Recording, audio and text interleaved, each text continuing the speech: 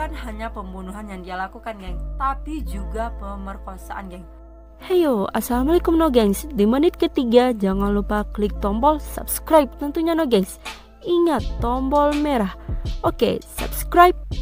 Kita bahas dan kupas tentang misteri dunia. Welcome to my YouTube channel and let's go. Halo, hai, assalamualaikum, geng. Ketemu lagi bersama gue di sini, Nafsi Alwiyah. Nah, kali ini gue bakal ngebahas atau ngebacot lagi tentang sebuah peristiwa yang terjadi di Amerika sana, yaitu kisah pembunuhan paling banyak di Amerika dan paling besar nih, geng. Wow. Nah, ada sebuah kejadian yang paling dianggap sebagai sebuah sejarah yang kelam bagi Amerika sendiri, geng. Kenapa?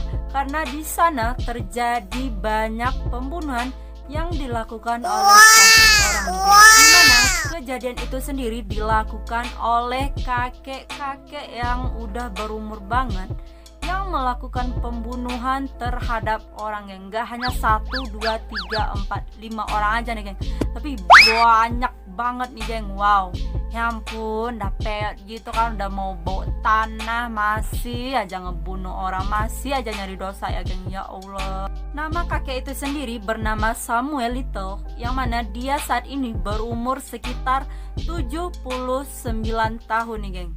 Udah tua banget gitu kan, masih aja ngelakuin hal-hal seperti itu.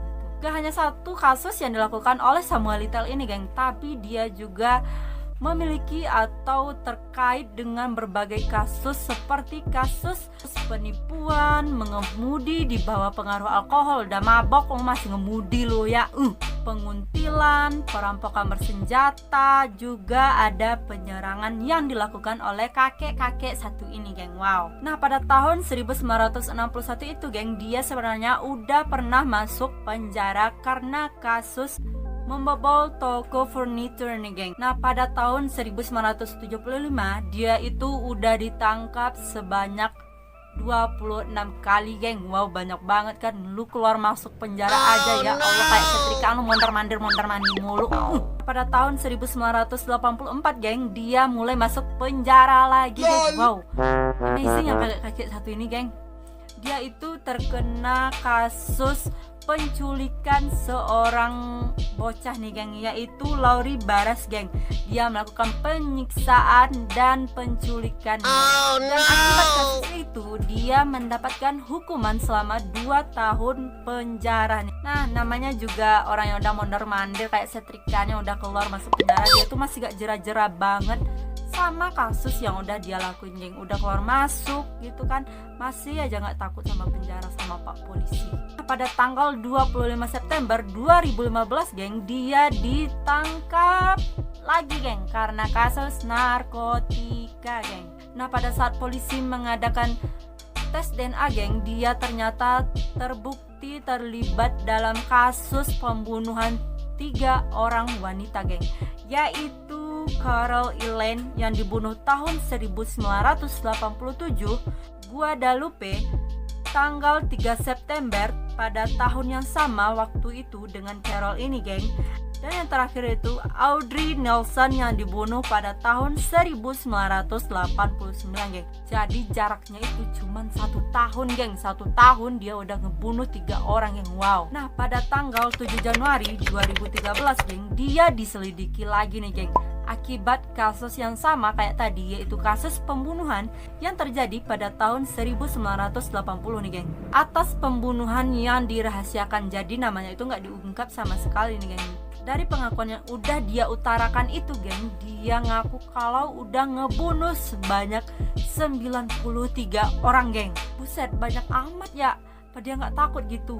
Orang-orang itu datang ke mimpi dia, dihantui atau apa gitu, dia gak takut sama sekali. Buset, ya parah nih kakek-kakek satu nih, parah banget lu, kek. Nah, pada bulan September 2014 itu, geng, akibat dari tes DNA yang udah dilakukan sebelumnya, dia juga terkait kasus pembunuhan, yaitu Alfred Nelson dan Apadaca nih geng. Jadi dia udah banyak banget ngebunuh orang nih geng. Kenapa dia terlibat di sana? Karena ada pengakuan dari saksi yang menyatakan kalau sebenarnya kakek Little ini ada kaitannya dengan kasus kematian Elfard dan Apadaca tadi nih. Sehingga pada tanggal 25 September dia dijatuhi hukuman seumur hidup geng.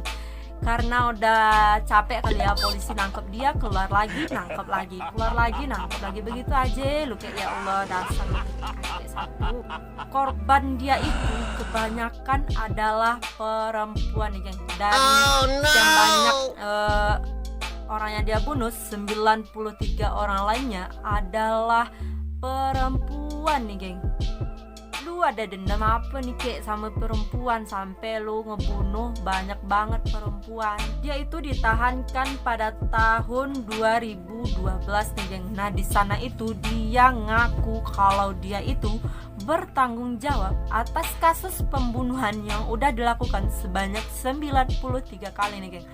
Kakek-kakek ini ganas tapi jujur ya. Nah kenapa bisa sebanyak itu korban dia geng? Dia itu udah ngebunuh sepanjang tahun 1970 sampai tahun 2005 geng. Jadi waktunya itu lama, panjang banget geng. Dia ngabisin nyawa orang. Nah akibat dari pengakuannya itu geng, FBI mempercayai kalau sebenarnya dia memang membunuh sebanyak 93 orang wanita nih. Dari semua kasus yang udah dia lakukan itu geng, 50 kasus itu berhasil diinvestigasi oleh pihak FBI. Dari semua kasus yang udah dia lakukan tadi, ada 50 kasus yang sudah berhasil terverifikasi oleh polisi nih geng. FBI menyatakan geng tentang penyelidikan ini, di mana dia memberikan pernyataan secara rinci, di mana 5 kasus di Florida, Arkansas, Kentucky, Nevada, dan Louisiana nih geng. Di sana dia terlibat kasus yang dia menjelaskan secara rinci. Nah yang paling parah itu geng, kan korbannya itu kebanyakan perempuan yang dia bunuh nih geng.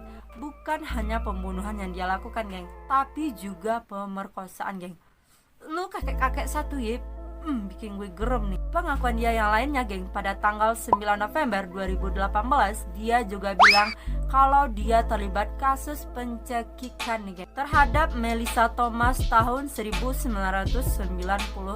Jadi nggak hanya kasus yang gue sebutin tadi nih geng tentang kakek Little ini geng, tapi masih banyak banget kasus yang dia lakukan geng. Nggak mungkin gue ceritain semua kasus tentang kakek-kakek satu ini geng. Udah kakek, udah peot, masa aja gitu ya kan. Ih parah lu kayak. Nah sekian dulu informasi di video gue kali ini. Semoga informasi ini bisa memberikan sedikit informasi dan menambah informasi untuk kalian semua nih geng, supaya nggak ngelakuin kejahatan yang bisa merugikan diri kalian sendiri dan merugikan orang-orang di sekitar kalian nih geng.